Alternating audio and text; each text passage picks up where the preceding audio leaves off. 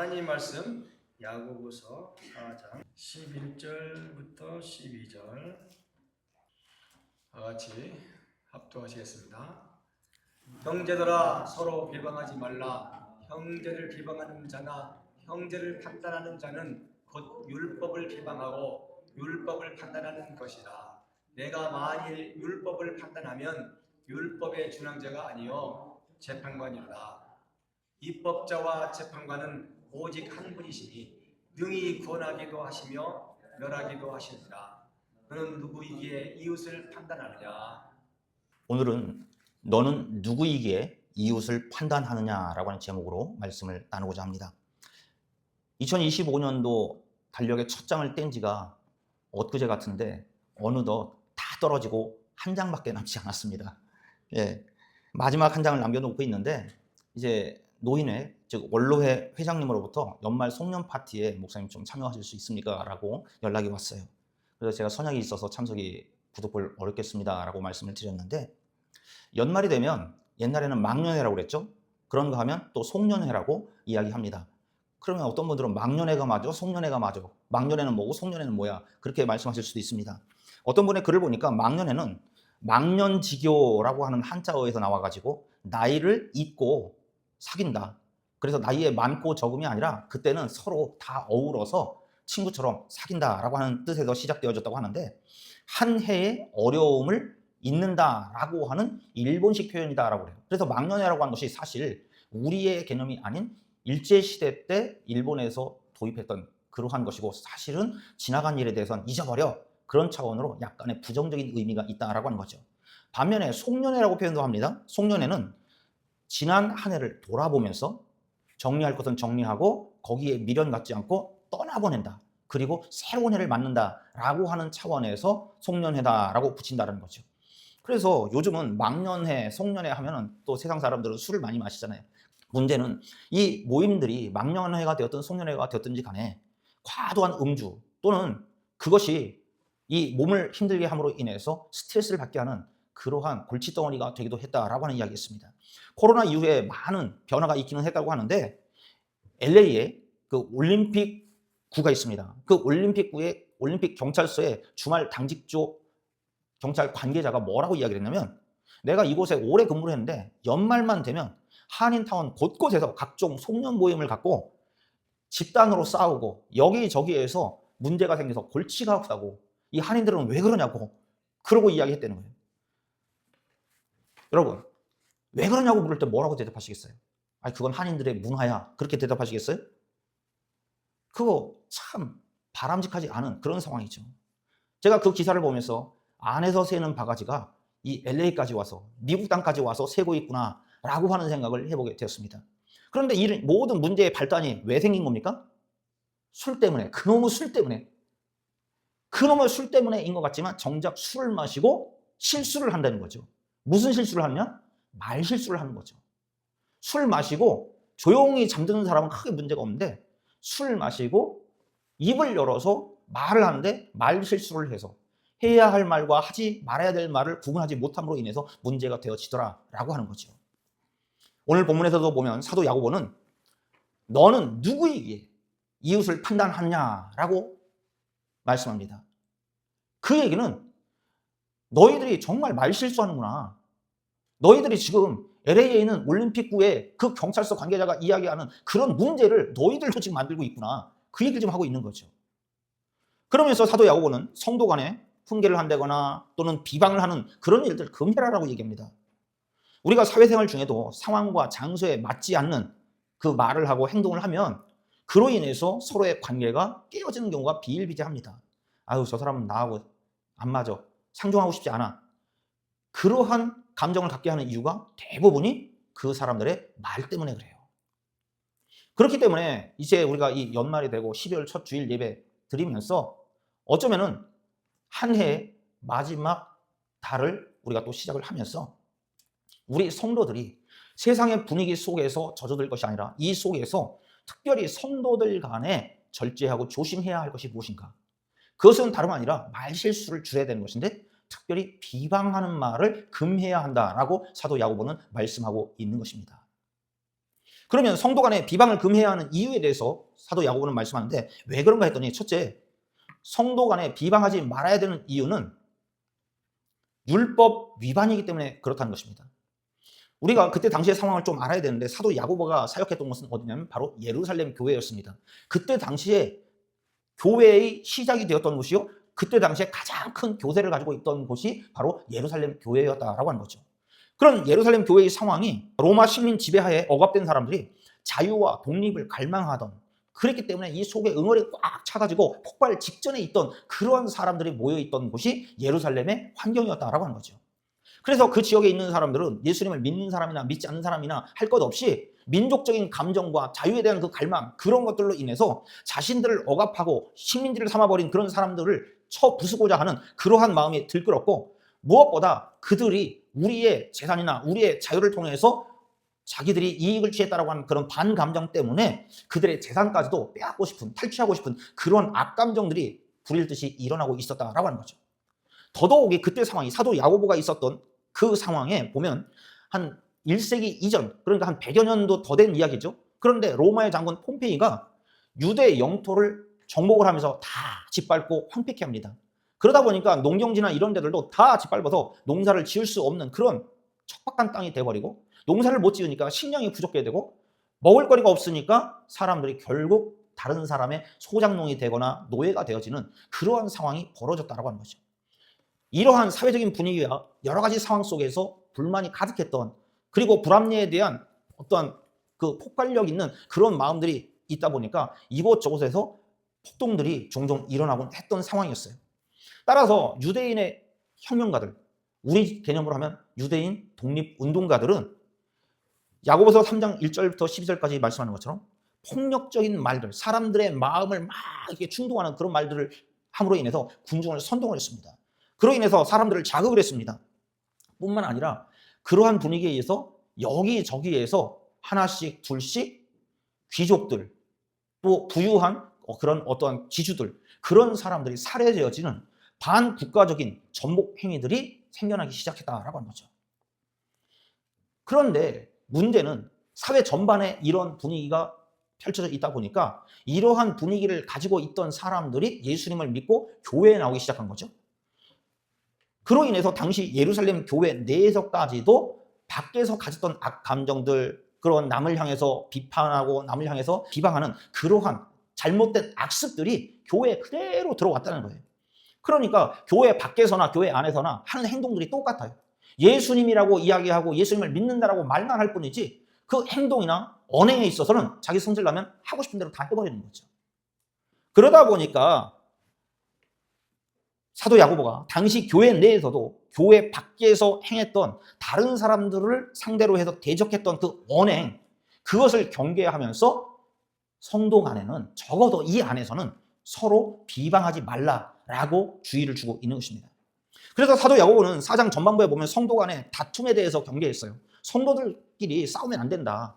밖에서 독립적인 마음과 어떠한 국가적인 사안을 가지고 우리가 투쟁을 할지언정 이 교회 안에까지 와서 그러면 안 된다. 동시에 성도 간에 사람인 거로, 사람이 모이는 곳이기 때문에 다툼이 생길 수 있다. 서로 간에 갈등이 생길 수 있다. 그럴 때 어떻게 풀어나가야 되는지 그 원칙을 이야기해 줬어요.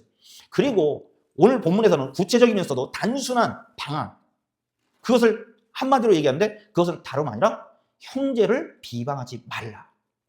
이방인들, 세상에 있는 사람들, 밖에 있는 그 사람들을 향해서 이야기하는 것이 아니라 너희 동족, 그리고 믿음 안에서 하나 되었다라고 하는 그러한 예수 믿는 사람들 사이에서 갈등을 생기지 않게 하고, 혹여나 생겼다고 할지라도 그것을 잘 마무리할 수 있는 제일 첫째 되는 방법이 뭐냐?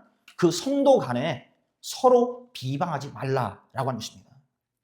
이 이야기가 남의 이야기만 아니죠. 오늘날을 살아가고 있는 우리에게도 이러한 상황이 생길 수 있습니다. 교회 안에서 밖에서 가지고 있던 나의 기질, 나의 어떤 환경, 조건, 스트레스, 그걸 그대로 교회 안에 가지고 들어와서 교회 안에서 똑같이 풀어내는 그런 경우들도 자주 봅니다. 그러나 그 속에서 우리는 남다른 삶을 살기로 결단을 한 사람들이기에 풀어내는 방법도 남달라야 된다는 사실을 아시길 바랍니다. 그것은 다름 아니라 성도 간에 문제가 생길 수 있습니다. 갈등이 생길 수 있습니다. 그렇다면 그때 서로에 대해서 성도들 사이에서만이라도 비방하지 말아야 될 것입니다. 야고보서 4장 11절 전반에 보시면 뭐라고 말씀합니까? 형제들아 서로 비방하지 말라. 형제를 비방하는 자나 형제를 판단하는 자는 곧 율법을 비방하고 율법을 판단하는 것이다 라고 말씀합니다. 형제를 비방하는 것을 뭐라고 얘기했냐면 율법을 어기는 것이다 그렇게 얘기해요. 왜 그렇습니까? 왜 형제 비방이 율법을 어기는 것으로 간주되어집니까? 그것은 다름 아니라 형제를 비방하는 것이 율법 위반이 된다라고 이야기하는데 그 이유는 먼저 율법의 명령이 뭐였냐라고 하는 거죠. 율법의 명령은 형제를 사랑하라라고 하는 거였어요. 형제를 사랑하라고 그랬는데 사랑하지 않고 오히려 비방하고 다툼을 조장하는 그것은 뭡니까? 결국 하나님의 명령을 어기는 꼴이 되잖아요. 또한 형제 비방은 율법 위반죄라고 말씀하시고 형제 비방의 율법 위반죄는 자신을 율법 위에 두는 것이다. 그래서 믿음 안에서 살겠습니다 해놓고 형제를 비방한다. 못마땅하게 여기고 또 주는 거 없이 은초리가 따갑고 그렇다 하면은 그것은 다름 아니라 나 자신을 율법보다 높은 위치에 있다. 라고 하는 거죠. 세상에서도 또 국가에서도 법 위에 사람이 있지 않다. 라고 이야기합니다. 어떤 사람은 법을 지켜야만 하고 어떤 사람은 법을 안 지켜도 되고 하는 그런 사람이 없다라고 헌법에까지 규정을 하고 있습니다. 하물며 성경에서 말씀하는 거죠. 하나님의 율법 위에 있는 사람은 어느 누구도 없다는 거죠. 하나님의 율법을 지켜야만 하는 사람이 있고 지키지 않아도 되는 사람이 있는 것이 아니다라고 하는 것입니다. 요즘 많이 쓰는 표현 중에 내로남불이라는 표현 이야기하지요. 내가 하면 로맨스고 남이 하면 불륜이라는 거예요. 내가 하면 괜찮고 내 자식을 위해서 하면 허용될 수 있고 남들이 그렇게 하면 다 적폐청산을 해야 되고 다 문제를 끄집어내가지고 그 자손까지 상대를 멸해야 된다고 그러고 나와요. 이게 내로남불이죠. 그래서 우리 속담에 그런 이야기를 하죠. 뭐라고요? 적반하장도 유분수지. 그렇죠. 그런데 여러분 가만히 보세요. 사람이 다 좋기만 합니까? 그런가 하면 사람을 떠나서 똑같은 사람이라고 할지라도 항상 그 사람에 대해서 좋은 감정만 있어요. 어떤 때는 서로 감정의 핀트가 어긋날 때가 분명히 있지요. 그런데 눈 밖에 나면요. 눈 밖에 나서 미움을 사는 사람은 뭘 해도 미워요. 주는 거 없이 밉다고 그러죠. 그러나 교회 안에서 형제의 행동이 못마땅하고 부족할 수 있을지라도 그런 부족함까지도 사랑해야 한다라고 하는 것이 사도 요한이 지금 말씀하고 있는 거예요. 그게 바로 구체적인 행동이 뭐냐? 서로 성도들 간에는 비방하지 않는 거예요. 비방한다라고 하는 얘기는 쉽게 얘기한다면 판단하는 것입니다. 저울질하는 것입니다. 그래서 내가 옳고 그름의 재판장이 돼가지고 하는 것이죠. 서두에 송년회에 대해서 말씀을 드렸는데 한 설문조사 기관에서 2007명의 사람을 상대로 해서 20대에서 50대 사이의 사람들을 상대로 설문조사를 했다는 거죠. 송년회 중에서 여러 가지 항목이 있는데 그 중에서 송년회에서 가장 싫은 것이 뭐냐? 꼽아봐라 그랬더니 나오는 이야기가 이제는 요즘 분위기가 그렇게 술 마시는 분위기가 아닌데 자꾸 술 마시라고 너무 술을 강요해서 그게 싫어. 그런가 하면 나는 박자도 틀리고 목소리도 안 올라가는데 자꾸 노래 부르라고 그러고 노래방 가자고 그러고 그래서 싫어. 그리고 조금 전에도 말씀드렸지만 건배하면서 뭐 오징어, 오바마 그런 말도 안 되는 그런 이상한 얘기들 만들어내는 그것도 너무 인위적인 것 같아서 싫어라고 얘기를 했다는 거죠. 그런데 가장 싫은 게 뭐냐 그랬더니 뭘 것 같습니까? 송년회에 와가지고 일장 연설을 하고 훈계하는 거 그거 정말 싫다는 거예요. 송년회까지 와가지고 정말 한 해 동안 수고했다 서로 격려하고 서로 칭찬해주고 해도 될까 말까 하는데 연장자라고 하는 이유로 또 선배라고 하는 이유로 직장 상사라고 하는 이유로 한 해 동안 너는 이랬으니까 내년에는 이렇게 하는 식으로 계속 이야기할 때 굳이 회사에서도 듣는 이야기인데 거기까지 가서 또 결론으로 듣고 와야 되느냐 정말 싫다라고 이야기했다는 거죠. 이 이야기는 뭔가요? 그러한 훈계를 이야기했던 분들이 분위기 파악을 못한 거죠. 성경에서 늘 말씀하는 대로 경우에 합당한 말을 했어야 되는데 그 경우에 맞지 않는 말을 했기 때문에 사람들이 아예 안 간 게 좋아 그렇게 이야기를 한다는 거예요. 이것은 어쩌면 사회생활 속의 관행이 가져온 폐해 중에 하나일 수 있습니다. 고대 그리스의 철학자인 아리스토텔레스가 뭐라고 얘기했냐면 인간은 정치적인 동물이다 그랬어요. 또 정치적인 동물이다라고 하는 이 이야기보다는 어쩌면 인간은 사회적인 동물이다라고 하는 표현이 더 익숙하실 수 있습니다. 아리스토텔레스는 정치적인 동물이다라고 표현을 했는데 이것이 나중에는 사회적인 동물로 바꿔서 표현되어졌는데 왜냐하면 그때 당시에는 폴리스라고 하는 도시 국가가 형성되어지고 도시 국가 안에서 함께 어우러져 살아야지 안전도 보장되어지고 사람의 삶의 질이 달라졌어요. 도시 국가 외에서 떠돌이처럼 사는 그런 사람들은 누릴 걸 못 누리고 사는, 사람 가치로 인정받지 못하고 사는 그런 사람이었다라고 하는 거죠. 그렇기 때문에 아리스토텔레스는 사람은 서로 이 도시국가 안에서 관계 맺으면서 살아야지 된다라고 이야기를 했던 거죠. 그러면 서로 관계 맺으면서 살려면 어떻게 됩니까? 그것은 다름 아니라 서로 더불어 사는 세상이기 때문에 서로 간에 지켜야 될 것이 있다는 거죠. 특별히 오늘 성경에서는 그 지켜야 될 것이 무엇이냐? 다름 아니라 말실수하지 않는 언행을 이야기하는 거죠. 자, 일반 생활 중에도 이렇게 언어 생활에 있어서 말실수를 줄이는 그러한 언행을 해야 한다라고 이야기하는데, 뿐만 아니라 신앙생활 중에는 더더욱이 말실수가 없어야 되는 것입니다. 우리가 법을 만드는 사람도 재판관도 아니죠. 사도 야고보는 분명히 그 얘기합니다. 그런데 우리가 누구라고 함부로 다른 사람들을 재판하려고 하느냐라고 한 것입니다. 세간의 어떤 정치인은 그런 얘기 요즘 자주 하더라고요. 대통령이 뭐라고 국민 앞에서 그런 표현을 해요.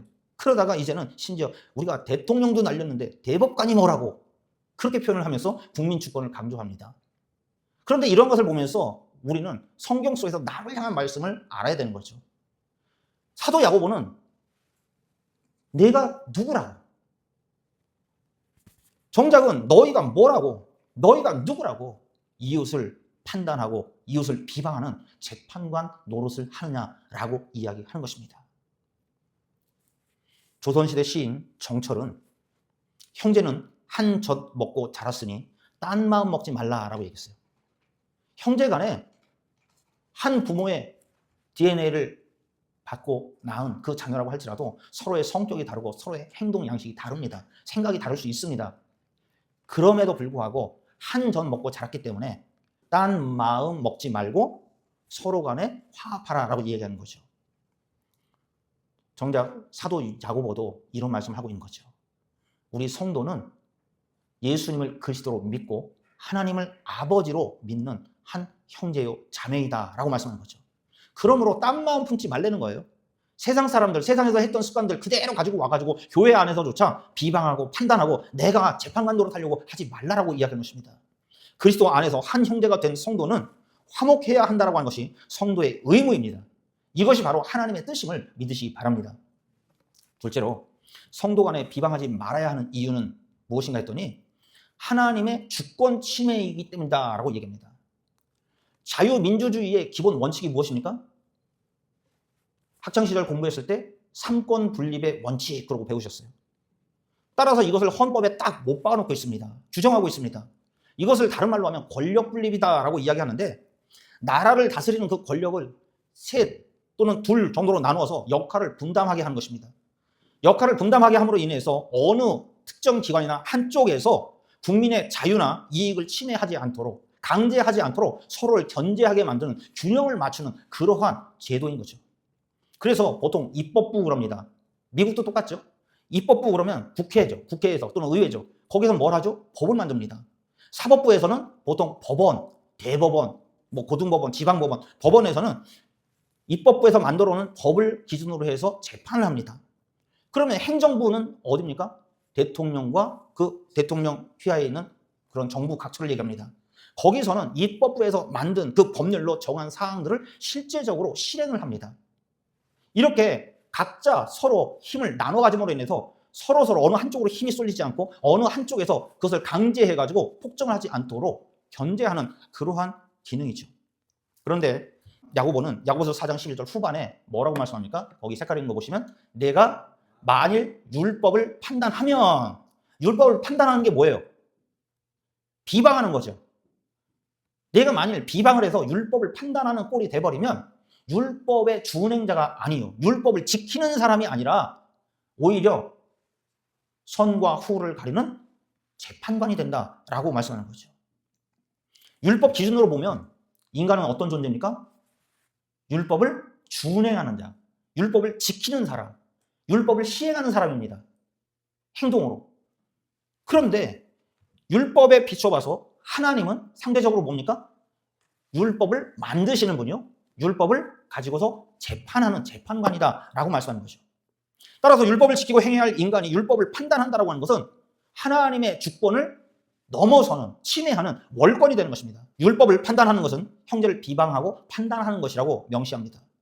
만약 사람이 이 율법을 판단하면, 즉 형제를 비방한다면 그 행동은 율법을 만드신 하나님보다 내가 더 위에 있다고, 그 율법보다 더 위에 있다라고 스스로 표명하는, 나타내는 그런 꼴이 되는 거죠. 그래서 법 위에 사람이 없는데 너희들은 그 법을 지켜야 되지만 나는 안 지켜도 돼. 나는 왜? 판단하는 사람이니까. 그런 마음을 갖는 것과 같은 거죠. 그것은 무엇입니까? 성경에서는 바로 교만이다 라고 규정합니다. 교만이 뭡니까? 교만은 다름 아니라 하나님보다 더 신뢰하는 것을 앞세우는 거예요. 우선순위에 두는 거예요. 그러면 무엇을 하나님보다 더 신뢰합니까? 나 자신, 내 힘, 또 내가 택한 수단. 하나님의 뜻, 하나님의 율법보다도, 하나님의 계획과 섭리보다도 나의 경험, 나의 지식, 나의 생각, 그 모든 것을 앞세우면 그것이 결국 교만이 된다라고 하는 거죠. 교만은 일종의 자기를 높이는 자기 숭배입니다. 그래서 강희주라고 하는 사람은 뭐라고 했냐면 그 글에 보니까 교만한 사람은 자기의 장점을 먼저 생각한다는 거예요. 내가 하면 이렇게 돼. 네가 하니까 그렇지. 내가 하면 잘 될 거야. 그렇게 얘기합니다. 그러나 겸손한 사람은 나보다 상대를 먼저 생각한다라고 그랬어요. 바라기는 이 자리에 함께 하신 우리 성도님들께서 많은 연륜과 많은 삶의 노고가 있어서 아시는 것이 많아도 그것을 하나님의 말씀보다 앞세우지 않는 인생들 되시길 바랍니다. 하나님의 말씀보다 그것을 앞세우는 것은 교만이고, 교만함으로 인해서 하나님의 심판을 받는 그런 인생들 되지 않으시기를 부탁을 드립니다. 야고보서 4장 12절 말씀 또 보시면 뭐라고 되어 있습니까? 입법자와 재판관은 오직 몇 분입니까? 한 분이다. 그러니까 입법자 따로 재판관 따로가 아니라 입법자와 재판관은 한 분이다. 그래서 그분이 어떻게 합니까? 구원하는 일에 있어서나 멸하는 일에 있어서나 못할 일이 없는 능력 있는 분이라고 말씀합니다. 당시 예루살렘 교회 내에는 많은 사람들이 세상에서 가졌던 자기의 기준, 자기가 생각하는 정의, 그것을 가지고 교회까지 들어가지고 교회에서도 사람들 향해서 너는 옳고 그러고 너는 해도 되고 하면 안 되고 그런 식으로 판단을 하고 비방을 했습니다. 그러다 보니까 사도 야고보는 이것을 경계하죠. 교회 안에서 이런 행동은 결국 어떤 결과를 가져오냐? 그 신앙 공동체를 파괴해버리고 맙니다. 믿음을 말한다고 할지라도 또 교회 안에서 직분을 가지고 있어서 남들이 저분 말씀하는 건 들어야 될 것 같다. 그렇게 이야기한다고 할지라도 성도 한 사람 한 사람, 자기보다 늦게 오거나 자기보다 신앙이 더 연약한 그러한 지체들의 영혼을 파괴해버리고 맙니다. 뭐가요? 판단하고 비방하는 것. 결국 성도라고 자처하면서도 스스로의 죄를 자기 머리 위에 쌓는 것과 마찬가지다라고 하는 거죠. 강희주라고 하는 사람이 쥐염열매 묵상이라고 하는 책을 썼는데 거기 보니까 교만한 사람은 하지 말라는 것 안 했으니까 나는 죄 짓지 않았어. 그렇게 생각을 한다는 거죠. 성경에서 그런 사람들 나왔잖아요. 바리새인들. 그랬다가 예수님께 호되게 야단맞고요. 다른 사람은 뒤로 하고 자기 위주로 살아갑니다. 눈앞에 보이는 것만 우선시하고요. 늘 자기가 받는 대우는 자기의 가진 실력이나 능력에 비해서 이건 부족한 것이라고 불만족스러워합니다. 그 얘기는 바꿔야겠다면 가정에서 아내가, 남편이, 때로는 자녀들이 혹은 부모가 행하는 모든 생활과 그 사랑의 배려 그런 것들이 나는 받을 만한데 늘 불만족스럽고 늘 부족하게만 여기는 그런 마음과 같다라고 하는 거죠. 그런데 저자는 이야기하기를 교만한 사람이 지도자가 되면 자신의 권력의 강도를 시험해보기 위해서 꼭 세게 강하게 여러 번 휘둘러 보아야지만 직성이 풀리더라라고 이야기하는 거죠. 그러나 여러분, 우리는 잊지 말아야 합니다. 형제를 비방하고 판단하는 것은 무엇이라고요? 하나님의 주권을 침해하는 것이라고. 하나님의 재판관으로서의 그 권리를 넘어서는 월권이라고요. 더 쉬운 말로 하면 자기가 마치 하나님인 양 하나님 행세하는 꼴이 돼버리고 만다는 것입니다. 이것이 바로 교만 중에 최상의 교만입니다. 신명기 32장 39절 말씀 보시면 뭐라고 말씀합니까? 이제는 나 곧 내가 그인 줄 알라. 나 외에는 신이 없도다. 내가 누구인지 내가 바로 그인 줄 알아라. 그럼 나는 누구냐? 신이다. 나 외에는 다른 신이 없다. 하늘색 것이 나는 죽이기도 하며 살리기도 하며, 조금 전에 봤던 사도 야고보가 이야기하는 12절 말씀에 살리기도 하고 멸하기도 하신다. 그 말씀하고 있는 거죠. 심지어는 상하게도 하시고 낫게도 하신다라고 말씀합니다. 내 손에서 능히 빼앗을 자가 없다라고 얘기합니다. 인간들을 판단하고 그 생사를 주관하는 분이 바로 하나님이시다 말씀하는 거죠. 중국 역사서에 보면은 사기라고 하는 책이 있는데 거기에 진시황본기라고 하는 그 파트가 있습니다. 거기에 위록지마라고 하는 표현이 나오는데 이게 무슨 뜻인가 했더니 위록지마, 윗사람을 농락해가지고 권세를 마음대로 휘두르는 것이다 라고 하는 거죠. 저 그림이 지금 이 내용을 설명하고 있어요. 기원전 210년, 그러니까 예수님이 이 땅에 오시기 전에 200년도 넘은 더 훨씬 전의 이야기입니다. 그때 진시황이 죽어요. 그러자 저기 그림에서 보시는 것처럼 이렇게 까만 옷을 입고 있고 하는 그 사람이 환관이에요. 환관. 그런데 우리는 환관과 내시를 동일시 여기는데 환관과 내시는 다르죠. 자, 그런데 이 환관이 그 중에 가장 권력이 있었던 사람이 조고라고 하는 사람인데, 이 조고라고 하는 사람이 황제가 죽고 나니까 황제의 유서를 조작을 해가지고 그때 당시 태자를 죽이고 맙니다. 그리고 나서 이제는 어린 아이를 황제로 모시고 꼭두각시로 세워요. 그리고서 권력을 장악합니다. 그럼에도 불구하고 조고는 항상 불안했어요. 다른 대신들이 나를 위해하고 오히려 저것은 부당하다라고 하면서 권력을 찬탈했다라고 그렇게 비방하면 어떨까? 그러다 보니까 누가 적군이고 누가 아군인지를 좀 알아야겠다라고 하는 생각을 하게 됩니다. 피하 식별을 하려고 하죠. 그래서 묘수를 꿰내는데 저렇게 사슴 한 마리를 가지고 와가지고 어린 황제 앞에 내미는 거죠. 그러면서 황제시여, 나에게 이렇게 정말 좋은 말이 한 마리 들어왔습니다. 그래서 이런 명만은 바로 황제께 진상해야 할 것 같아서 가져왔습니다. 이 얘기를 듣던 황제가 아무리 내가 어리다고 할지라도 이리 봐도 저리 봐도 아니 말이 저렇게 뿔이 날 리가 없는데 녹용이 있네 쟤는. 그리고 말은 더 커야 되는데 쟤는 그다지 크지 않네. 저 분명히 사슴인데 아니 어디에 말이 있다는 것이요 그랬더니 아니 폐하 여기 말이 있는데 안 보이십니까? 아니 이게 사슴인지 어떻게 말이요 그랬더니 아니 이게 말이지 어떻게 사슴입니까? 다 황당해하고 당황스러워하죠. 그러니까 다른 신하들에게 한번 물어봅시다 라고 조고가 이야기하면서 옆에 있는 대신들에게 여보시오 한 사람 한 사람을 지목하면서 이게 말로 보이요 사슴으로 보이요. 만일 사슴이라고 있는 그대로 대답을 한다고 한다면 진실을 이야기하기 때문에 이 사람은 반드시 조고 자신에게 적이 될 것이다 라고 하는 기준을 가지고 묻는 거죠. 이 사실을 대신들도 다 한 거죠. 그러니까 모두가 다 하나같이 할 말을 못하고서 사슴이 아니고 말입니다. 말입니다. 말입니다. 그러니까 또 어린 황제는 아, 내 눈이 삐었나 보다. 말인가 보다. 라고 했다는 얘기죠. 이 이야기는 환관 조고가 교만이 넘쳐서 어린 황제를 농락하고 권세를 마음대로 휘두르는 것을 이야기하는 것입니다. 우리의 교만이 넘쳐서 월권을 해서는 안 되는 것입니다. 우리의 교만이 넘쳐가지고 비방을 하고 또 심판을 하면 결국 하나님의 주권을 침해하는 것이 됩니다. 우리가 하나님의 뜻대로 살지는 못할 망정 하나님의 주권까지 침해해서는 안 될 것입니다. 여러분, 독일의 철학자 마틴 하이데거는 언어는 존재의 집이다라고 그랬어요. 무슨 이야기냐면 그 사람을 알려면 그 사람의 말을 보면 어떤 말을 어떻게 하는지 보면 그 사람의 마음가짐이나 그 사람의 인격을 알 수 있다. 그 얘기를 하는 거죠. 왜냐하면 그 사람의 언어가 그 사람의 가지고 있는 내면을 겉으로 나타내는 최고의 방법이기 때문에 그렇습니다.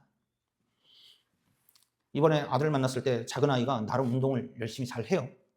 그런데 이렇게 보니까 몸집이 좀 커진 것 같기도 하고 그래가지고 몸이 좀 불었니? 그랬어요. 약간 살이 붙었나 싶기도 해서. 그랬더니 아이의 반응이 여지없이 안 좋아라 하죠. 참 미안한 거예요. 오랜만에 봤는데. 그래가지고 또 보니까 팔이 이렇게 어떻게 보면 또 운동을 좀 많이 한 것 같기도 해요. 그래서 칭찬해 주려고 야 팔도 좀 굵어졌네? 그렇게 이야기했더니 더 기분 나빠해요. 네, 왜 그랬을까요? 이것은 말을 해야 하는 상황을 제가 못 맞췄기 때문에 그렇습니다. 바꿔야겠다면 우리 성도들도 마찬가지예요. 밖에서 했던 언어 행실을 가지고 그대로 우리가 교회 안에서 똑같이 이야기하면 성도 간에 좋은 말이 나갈 수 없고 심판하는 말, 또는 저울질하고 비방하는 말이 나갈 수밖에 없다고 하는 거죠. 결국 잘못 말하는 거죠. 큰일 나는 거죠. 서로 못마땅하게 여기고 비방하고 판단하며 자신의 교만을 드러내는 그런 꼴이 되고 마는 것입니다. 어떤 사람이 이런 이야기를 했어요. 70세가 넘어서 뼈저리게 느끼는 것이 있다. 그것이 무엇인가 했더니 사랑한다라고 말할 것을 입 다물면 귀신도 모른다. 그런데 우리는 그걸 뭘 말로 해야지 알아? 즉 해야 할 말, 상황에 맞는 말은 우리는 자꾸 주저하면서 상황에 맞지 않는 말, 훈계조의 말, 남을 기분 나쁘게 하고 서로 편을 가르는 그런 말들에 있어서 자기의 분을 스스로 끌어오는 그런 말에 있어서는 거침없이 해야 된다라고 하는 거죠. 성령께서는 우리에게 물으십니다. 너는 누구이기에 남을 판단하느냐라고요. 그때 우리는 대답해야 됩니다. 뭐라고요? 너는 누구냐 물으시면 우리는 입법자가 아닙니다. 우리가 율법을 정한 사람이 아닙니다. 너는 누구냐라고 물으시면 나는 재판관이 아닙니다 라고 대답할 수 있어야 돼요. 너는 누구냐라고 하는 그 물음에 하나님이 바로 법을 세우신 분이요, 하나님이 재판하시는 그분이십니다 라고 대답하고, 나는 다만 그리스도께서 주신 그 법을 따라서 법을 지키고 행하는 사람일 뿐입니다 라고 대답하실 수 있기를 바랍니다. 왜 그렇습니까? 요한복음 13장 34절에 보면 우리 예수님은 내가 새 계명을 주겠다 말씀하시면서 그 새 계명은 뭐냐면 서로 사랑하라 라고 하는 거죠. 어떻게 사랑하느냐? 내가 너희를 사랑한 것 같이 너희도 서로 사랑하라 라고 새 법을 주신 거예요. 그러면 우리 주님이 그 법을 만드시고 법에 따라서 판단하시면 우리는 그저 따르기만 하면 되는 것입니다. 그리하면 하나님께서는 우리를 사랑하셔서 겸손한 자가 되게 하실 것입니다. 하나님의 말씀 앞에 죄인임을 고백하게 하실 것입니다. 나보다 남을 앞서 생각할 수 있는 배려의 사람이 되게 하실 것입니다. 남이 무엇을 해줄까를 기대하기보다 남을 위해 도움을 줄 수 있는 사람이 되게 해 주실 것입니다. 그런 인격자가 되게 하실 것입니다. 나아가서 얼굴을 들어도 하늘을 볼 줄 아는, 그래서 내가 재판관이 아닌 하나님이 재판관이십니다 라고 하는 진실을 알게 하는 지혜의 사람이 되게 하실 것입니다. 하나님께서는 우리가 다툼을 멀리하고 형제 비방하기를 경계하면 어두운 길을 밝히는 촛불과 같은 그런 빛과 같은 인생으로 삼아 주실 것을 믿으시길 바랍니다. 기도하겠습니다. 당신의